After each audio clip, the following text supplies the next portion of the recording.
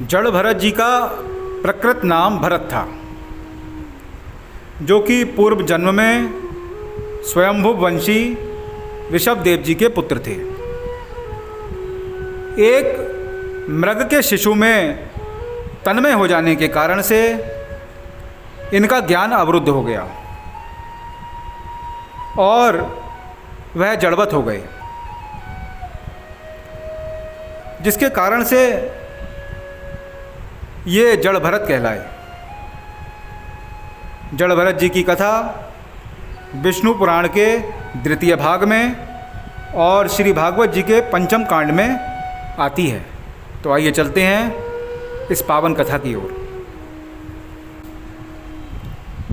प्राचीन काल में भरत नाम के एक परम प्रतापी भगवत भक्त राजा हुए हैं, जिनके नाम से हमारे देश का नाम भारतवर्ष पड़ा। अंत समय में उनकी एक मृग शावक यानी मृग के शिशु में आसक्ति हो गई,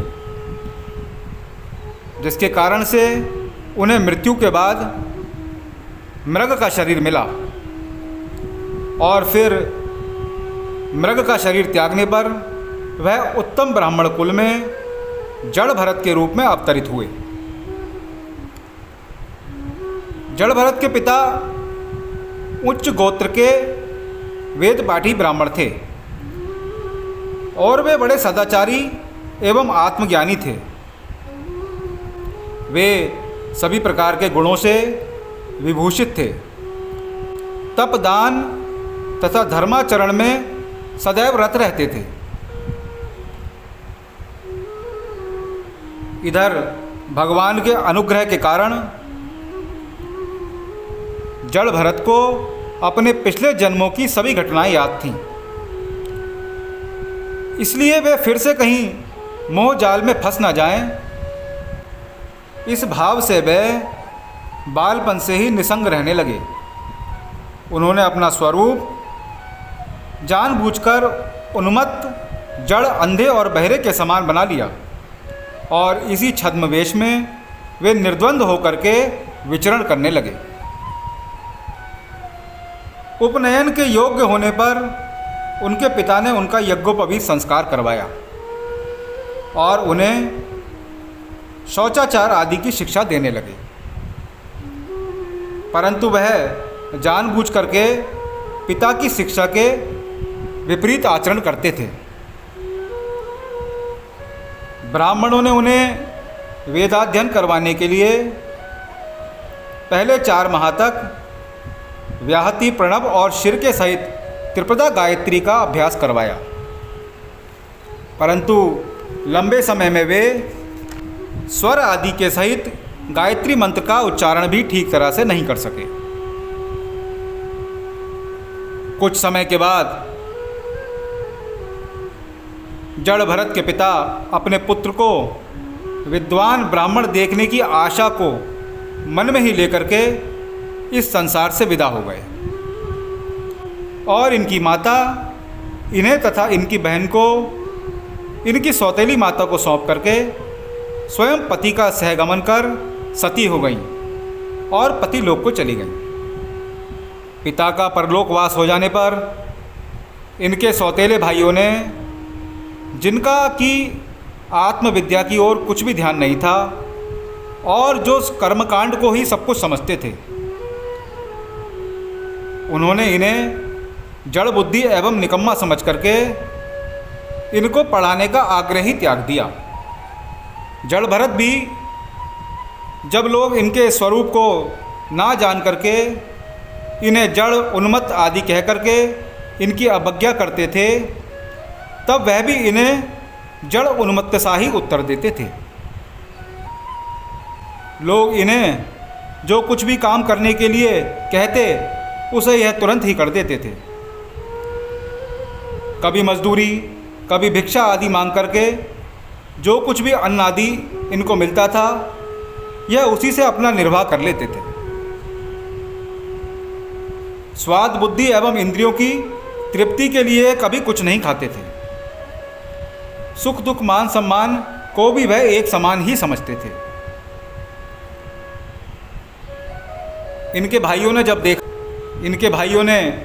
जब देखा कि जड़ भरत के कारण समाज में उनकी अप्रतिष्ठा हो रही है, तब उन्होंने जड़ भरत जी को खेतों के काम में लगा दिया।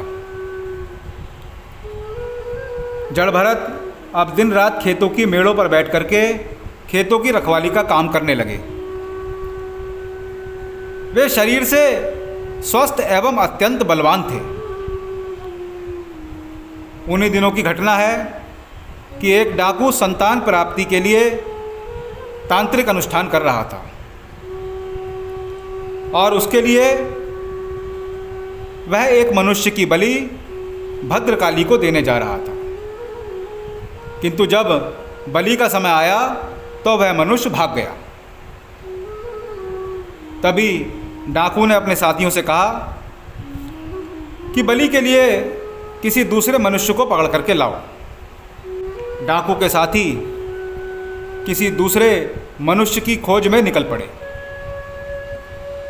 तभी उनकी दृष्टि खेत पर बैठे हुए जड़ भरत पर पड़ी। वे शरीर से स्वस्थ और हट्टे कट्टे थे। डाकू के साथी उनको पकड़ करके डाकू के पास ले आए। फिर डाकुओं के सरदार ने जड़ भरत को अत्यंत स्वादिष्ट भोजन खिलाया और फिर उन्हें माला पहना करके बलि देने के लिए भद्रकाली के सामने बैठा दिया।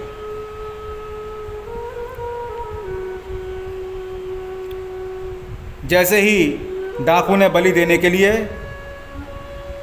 उन पर खड़क से प्रहार किया, वैसे ही भयंकर हुंकार के साथ भद्रकाली प्रकट हो गईं और उन्होंने डाकू के हाथ से खड़क छीन करके उसी खड़क से डाकू का मस्तक काट दिया। यह देख करके अन्य सभी डाकू के साथी वहाँ से भाग गए। इस घटना के बाद जड़ भरत पुनः खेत की रखवाली के लिए खेत की मेड़ पर जाकर बैठ गए और पहले की तरह रखवाली करने लगे। फिर इसी प्रकार कुछ समय व्यतीत हो गया और फिर एक दिन राजा राहुगण पालकी पर सवार होकर के आत्मज्ञान की शिक्षा लेने के लिए कपिल मुनि के पास उनके आश्रम की ओर जा रहे थे। मार्ग में उनकी पालकी के एक कहार की मृत्यु हो गई। राजा राहुगण ने अपने सेवकों से कहा कि कोई दूसरा कहार खोज करके लाओ। राजा राहुगण के सेवक दूसरे कहार की खोज में निकल पड़े। तभी उनकी दृष्टि खेत की मेड़ पर बैठे हुए जड़ भरत जी पर पड़ी। राजा के सेवक उन्हें पकड़ करके ले आए और जड़ भगत जी ने भी बिना किसी आपत्ति के अन्य कहारों के साथ पालकी कंधे पर रख ली और बहुत संभल संभल कर चलने लगे। उनके पैरों के नीचे कोई जीव दब न जाए, इस विचार से उनके पैर डगमगा उठते थे। इस कारण से राजा राहुगण को झटका लगता था और उन्हें कष्ट होता था। राजा राहुगण ने कहारों से कहा कि ऐ कहारों, तुम किस तरह से चल रहे हो? संभलकर सावधानी से क्यों नहीं चलते?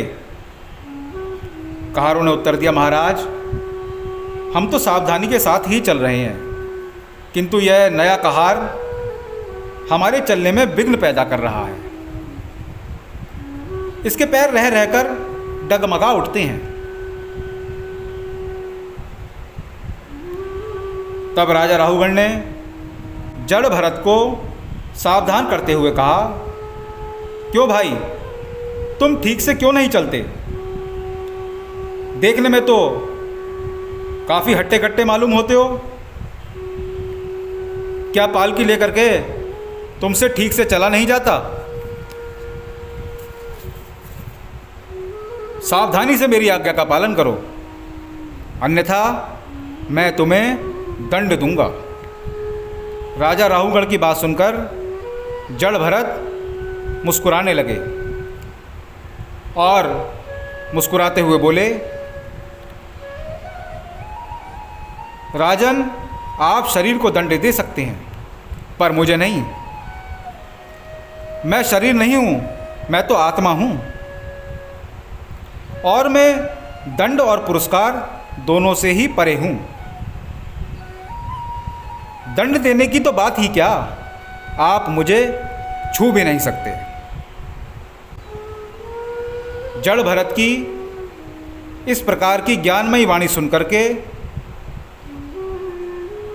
राहुगण विस्मय की लहरों में डूब गए। तभी उन्होंने आज्ञा देकर के पालकी नीचे रखवा दी और वे स्वयं पालकी से उतरकर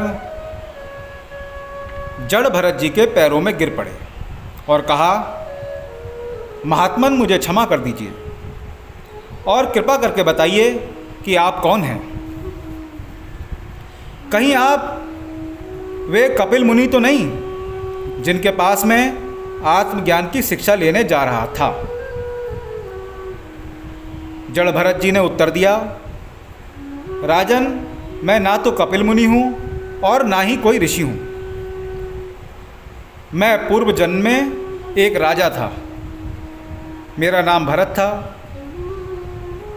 मैंने भगवान श्री हरि के प्रेम और भक्ति में घर द्वार सभी कुछ छोड़ दिया था और मैं हरिहर क्षेत्र में जाकर के रहने लगा। किंतु एक मृग शिशु के मोह में फंस करके मैं भगवान को भूल गया और उसी मृग शिशु का ध्यान करते हुए जब शरीर का त्याग किया तो अगले जन्म में मृग का शरीर प्राप्त हुआ। मृग का शरीर प्राप्त होने पर भी भगवान की अनुकंपा से मेरा पूर्व जन्म का ज्ञान बना रहा। मैं यह सोच करके बड़ा दुखी हुआ कि मैंने कितनी अज्ञानता की थी कि एक मृग के बच्चे के मोह में मैंने भगवान श्री हरि को भुला दिया। राजन, जब मैंने मृग के शरीर का त्याग किया तो मुझे यह ब्राह्मण का शरीर प्राप्त हुआ। यह शरीर प्राप्त होने पर भी मेरा पूर्व जन्म का ज्ञान बना रहा। अब यह सोच करके कि मेरा यह जन्म भी व्यर्थ ना चला जाए, मैं अपने को छिपाए हुए हूँ। मैं दिन रात परमात्मा रूपी आत्मा में लीन रहता हूँ। मुझे अपने शरीर का तनिक भी ध्यान नहीं रहता। हे राजन, इस जगत में ना कोई राजा है, ना कोई प्रजा, ना कोई धनवान है और ना ही कोई गरीब, ना कोई कृशकाय है और ना कोई स्थूलकाय, और ना ही कोई मनुष्य है और ना ही कोई पशु। सब आत्मा ही आत्मा है, सब ब्रह्म ही ब्रह्म है। राजन, मनुष्य को ब्रह्म की प्राप्ति के लिए ही प्रयत्न करने चाहिए। यही मानव जीवन की सार्थकता है, यही श्रेष्ठ ज्ञान भी है और यही श्रेष्ठ धर्म है। राजा राहुगण जड़ भरत से अमृत रूपी आत्मज्ञान पाकर के तृप्त हो गए। उन्होंने जड़ भरत से निवेदन किया कि महात्मन, मुझे अपने चरणों में रहने दीजिए, मुझे अपना शिष्य बना लीजिए। जड़ भरत ने उत्तर दिया, राजन, जो मैं हूँ वही आप भी हैं। जड़ भरत ने उत्तर दिया कि हे राजन, जो मैं हूँ वही आप भी हैं।